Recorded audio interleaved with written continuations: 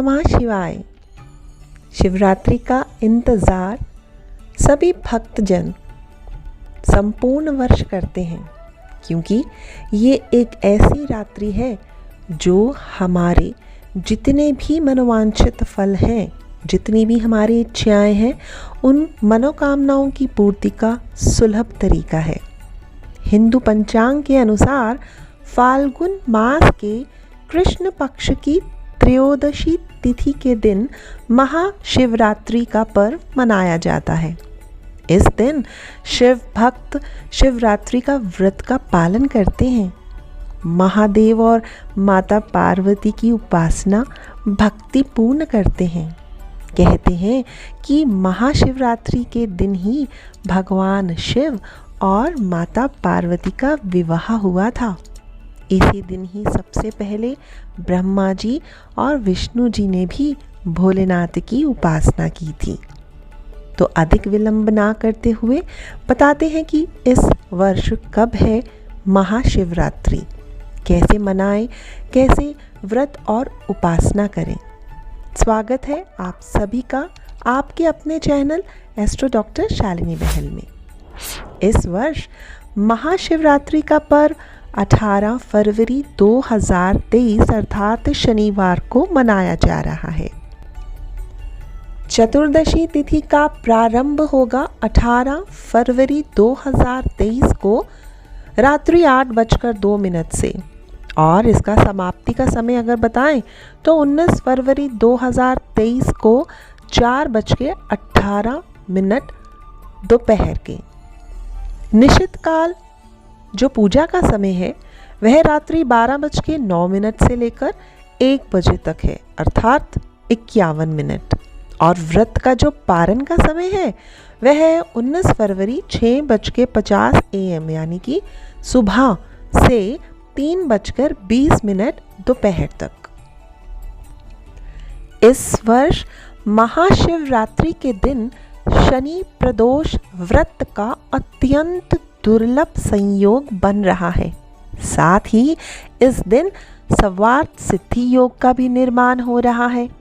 ज्योतिष शास्त्र में इस संयोग के लिए कुछ खास उपाय भी बताए हैं, जिनका पालन करने से भक्तों को भगवान शिव की असीम कृपा प्राप्त होती है।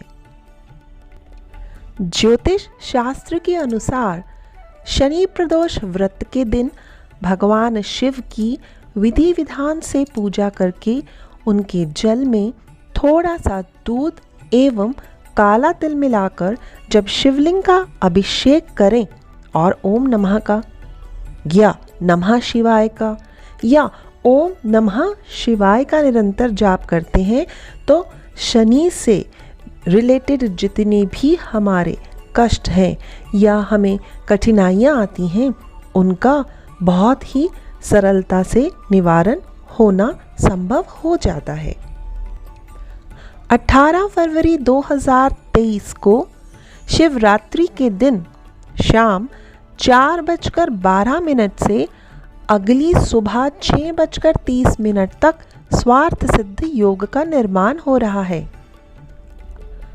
इस समय अगर आप 13 बेलपत्र लेकर उन पर शहद से ओम नमः शिवाय लिखकर भगवान भोलेनाथ को अर्पण करें तो आपको आर्थिक संकट जितने भी हैं उनसे मुक्ति अवश्य मिलेगी।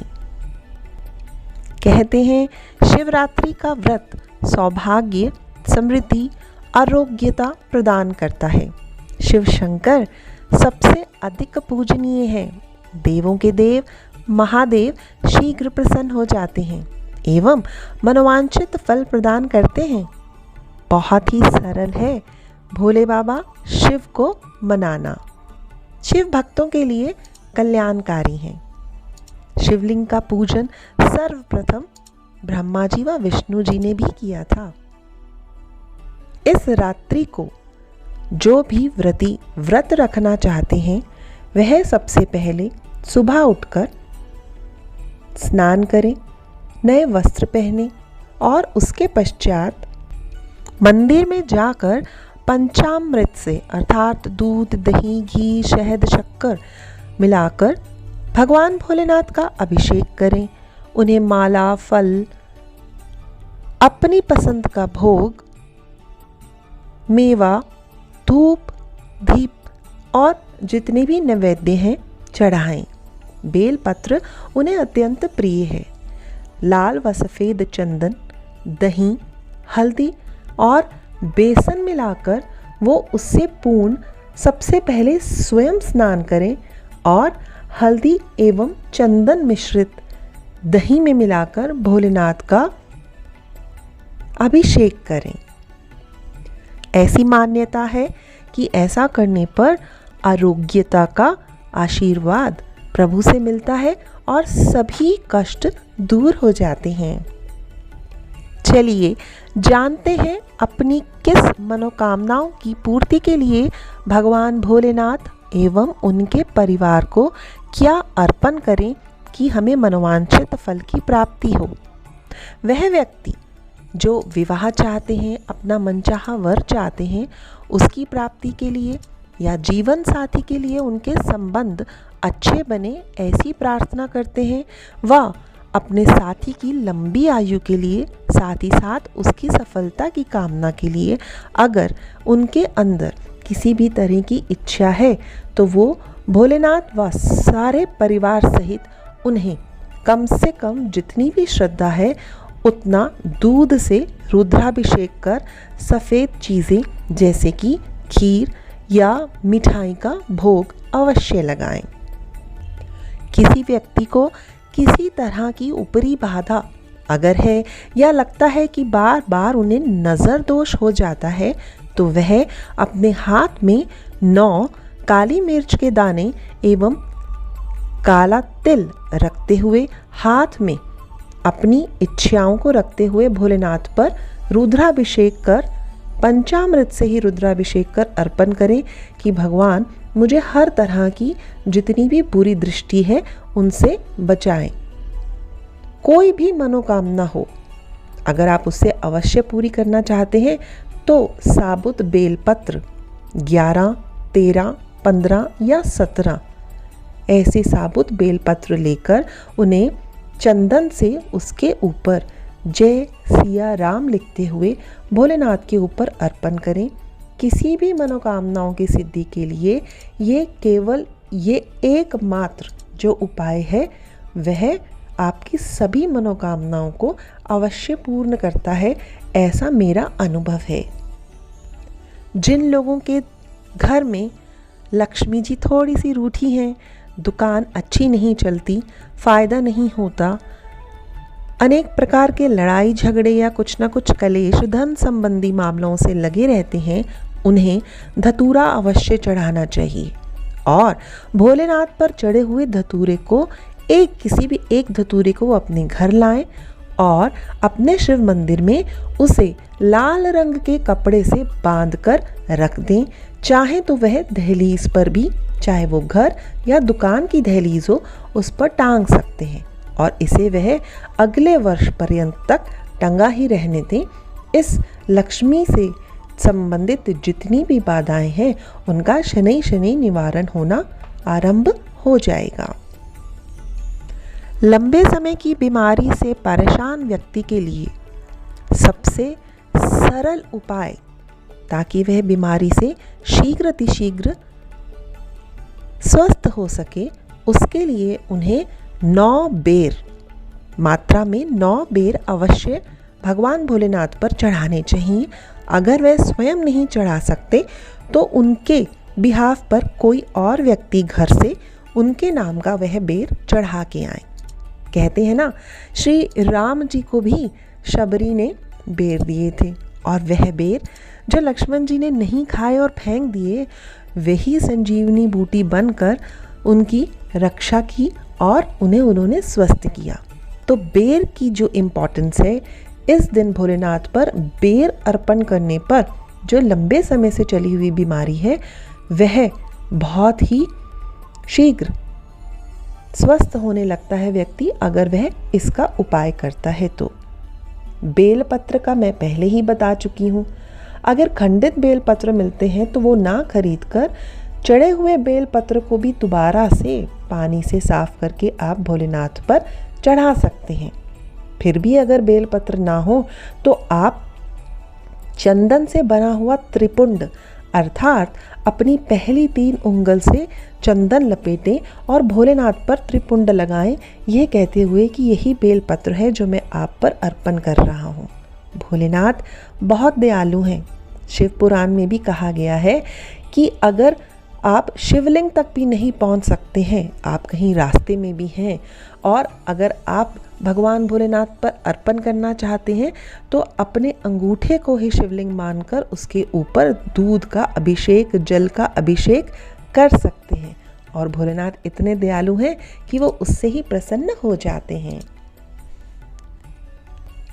जो लोग व्रती हैं उन्हें गुड़ से बना हुआ देसी घी में गुड़ से बना हुआ जो चूरमा है वो अवश्य भोलेनाथ पर चढ़ाना चाहिए, बांटना चाहिए और उसे स्वयं अगले दिन उन्हें स्वयं इसे खाना चाहिए, क्योंकि उनका आज व्रत होगा तो व्रत उपवास में वो ना खा सकेंगे।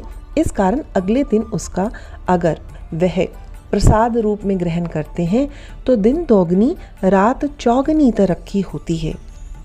आप सब कर्म प्रधान रहें और ख़ास तौर पे बच्चे, वो सभी लोग जो कॉम्पिटिटिव एग्ज़ाम्स की तैयारी कर रहे हैं, कर्म प्रधान रहें। कर्म प्रधान के साथ साथ वह गन्ने का जो रस है एवं साथ ही साथ शहद, इन दोनों के साथ भगवान भोलेनाथ का अभिषेक करें। पान का बीड़ा जिसमें कि आप लौंग, इलायची, सुपारी मिश्रित और मिश्री रखें और भगवान भोलेनाथ को अर्पण करें। ऐसा करने से वह सब लोग जो बाहर यानी कि अब्रॉड में जाना चाहते हैं, सफलता हासिल करना चाहते हैं या बसना चाहते हैं, उन्हें सफलता अवश्य मिलेगी। संतान प्राप्ति के लिए, नौकरी की प्राप्ति के लिए और किसी भी तरह की कोर्ट केस में जीत हासिल करने के लिए पान चढ़ाना अत्यंत सरल उपाय है जिससे आपकी जीत निहित है। उपवास रखने वालों को चाहिए कि वो पूर्ण रात्रि भोलेनाथ का जप, ध्यान, सिमरन करें। वैसे तो आप सभी शिव पंचाक्षर मंत्र, शिव पुराण के कुछ अंश का जाप, शिव रुद्राष्टकम, शिव स्तुति, शिव चालीसा, शिव तांडव स्तोत्र, इनमें से कुछ या सभी का पाठ करें तो आपके लिए उत्तम फल की प्राप्ति अवश्य देगा। कई बार लोग कहते हैं कि हम पूजा, जप, तप, दान सब कुछ करते हैं फिर भी हमारा काम नहीं बनता। तो इसके बारे में मैं बस इतना ही कहना चाहूँगी कि अगर आप लंबे समय तक ध्यान नहीं कर सकते, जब साधना नहीं कर सकते, तो कोई बात नहीं। अच्छा तो यही होगा कि चाहे भले ही आप अर्धरात्रि को 5 से 10 मिनट तक ही भोलेनाथ के साथ बैठें, उसका ध्यान करें। नमः शिवाय, ओम नमः शिवाय या ओम नमः शिवाय ओम, इस जप का मंत्रोच्चारण करें। भोलेनाथ बहुत दयावान हैं, हमारे सभी मनोकामनाओं की पूर्ति कर हमें मोक्ष की प्राप्ति का वरदान अवश्य देंगे, ऐसा मेरा मानना है। मैं चाहती हूँ और हृदय से विनती करती हूँ कि भगवान भोलेनाथ संग माँ पार्वती हम सभी का कल्याण करें। मुझे अंत तक सुनने के लिए आप सभी का हृदय से धन्यवाद। अगर कुछ पसंद आया हो तो मेरे चैनल को लाइक, सब्सक्राइब और शेयर करना ना भूलें। प्रणाम। ओम नमः शिवाय।